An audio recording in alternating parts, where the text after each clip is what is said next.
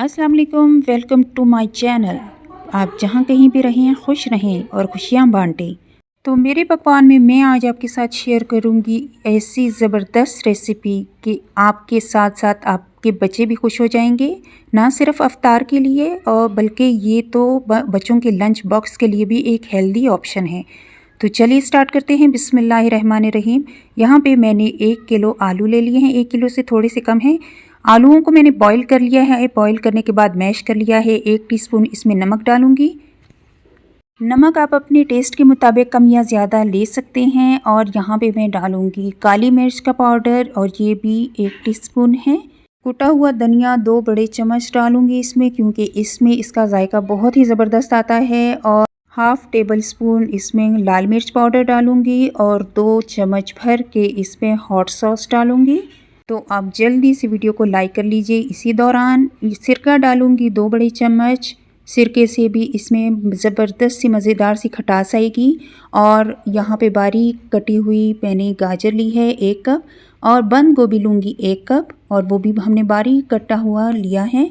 और धनिया भर के 1 मुट्ठी लूँगी।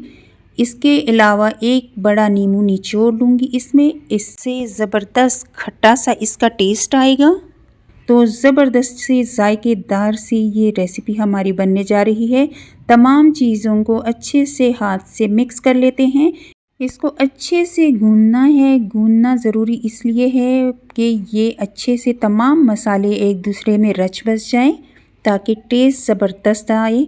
अब 1 मुट्ठी पुदीना मैं लूँगी। ये घर में मैंने इसको अच्छे से सुखा लिया था। आपके पास सूखा हुआ नहीं है तो आप ताज़ा भी ले सकते हैं। बस 1 मुट्ठी भर के आपने डालना है। इससे इसका अरोमा बहुत ज़बरदस्त आता है और जब एक बाइट लेते हैं तो आपको बहुत अच्छी सी इसकी टेस्ट और फीलिंग आती है। और यहाँ पे इसके कबाब बना लूँगी। आप अपनी मर्ज़ी की शेप के कबाब बना सकते हैं। आप लंबाई में के रुख भी बना सकते हैं और इस तरह से टिकिया भी बना सकते हैं। तो जल्दी से तमाम टिकिया हम इसी तरह से 1 बाय 1 बना लेंगे। बस टिकिया बनाने से पहले आपने थोड़ा सा हाथ में या ऑयल या पानी ले लेना है ताकि ये चिपके नहीं आपके हाथों में। तो तमाम कबाब हम अच्छे से रेडी कर लेंगे। अब इसके बाद हमारे पास इसके फ्राइंग का टाइम आता है। तो फ्राइंग से पहले हमने एक ले लिया है अंडा। अंडे में थोड़ा सा हमने नमक डाल लिया है। अच्छे से इसको फेंटेंगे। फेंटने के बाद इसमें हमने कबाब को डिप करने हैं और फ्राई करने हैं, लेकिन हम कबाब को डीप फ्राई नहीं करेंगे। और डीप फ्राइंग के अलावा आप कबाब बनाएंगे तो बहुत ज़बरदस्त बन जाते हैं। और ऑयल तो वैसे भी सेहत के लिए अच्छा नहीं होता। तो इस तरह से हमने 1 बाय 1 अंडे पे में डिप करना है।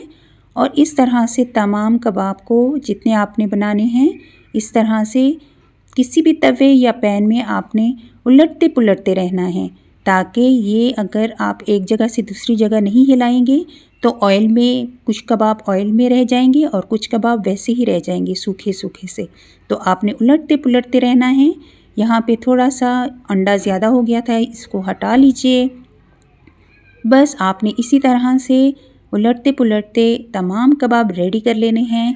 तवे पे मैंने बहुत कम ऑयल डाला था, आपने देख लिया। हमने कोई इसको शैलो फ्राई नहीं करना है। कम ऑयल में हमारे हेल्दी से कबाब रेडी हैं और ये आपके बच्चों के लिए हेल्दी ऑप्शन है।